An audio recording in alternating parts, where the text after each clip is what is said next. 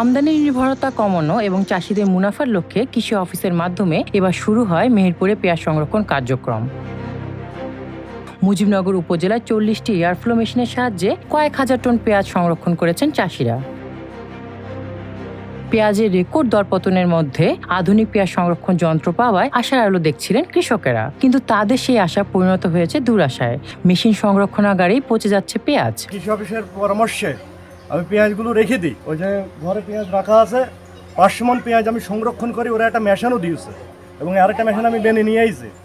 দুটো মেশিনে বলছিল যে পেঁয়াজ খুব ভালো থাকবে, কিন্তু এখন প্রতিদিন এই যে এই সাইডে একটু দেখা, প্রতিদিন পেঁয়াজ ফেলে দিতে হচ্ছে, মনকে মন পেঁয়াজ ফেলে দিতে হয়েছে। প্রচলিত পদ্ধতিতে পেঁয়াজ সংরক্ষণ করে কিন্তু পেঁয়াজ পচছে না। সেখানে প্রায় 90% পেঁয়াজ 90% পেঁয়াজ হচ্ছে ভালো আছে।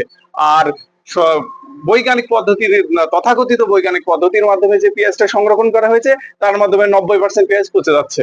এই ক্ষেত্রে আমি বলবো সর্বোপরিভাবে আমার মুজিবনগর উপজেলাবাসী যে ক্ষতিগ্রস্ত হয়েছে, আমি সরকারের কাছে দৃষ্টি আকর্ষণ করব এবং কৃষি অফিসারের কাছে দৃষ্টি আকর্ষণ করব। তাদের উপযুক্ত ক্ষতিপূরণ অবশ্যই দিতে হবে। কৃষি অফিসের নির্দেশিত পদ্ধতির আলোকেই পেঁয়াজ সংরক্ষণ করা হয়েছিল জানিয়ে কৃষকদের অভিযোগ, পচনের কথা জানলেও কর্ণপাত করছেন না কর্মকর্তারা। প্রশাসন চাপ দিচ্ছে, আসতে বাধ্য হচ্ছে যে পর্যায়ে আমরা করলেন কি, চাষিরা যাচ্ছে বারবার যে ভাই আমরা মেশিন দিলেন, কিন্তু মেশিনে তো কাজ হচ্ছে না, আসেন দেখে যান। বারবার বলার পর তারপরে আসে মানুষের আশা মতো কোনো সমাধান কোনো পথ তারা দেখে যায়।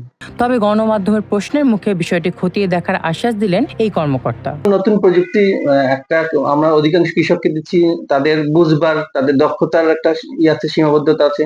যে মেশিনটা তার ব্যবহার করছে সেই নতুন মেশিনটা ব্যবহার করার আছে, এখানে বিদ্যুতের বিষয় আছে, সেখানে আছে স্থাপনের বিষয় আছে। তো এগুলো হয়তো বা নতুন প্রযুক্তি, প্রথম কৃষকদের কিছু কৃষকের ভুল ত্রুটি হতে পারে।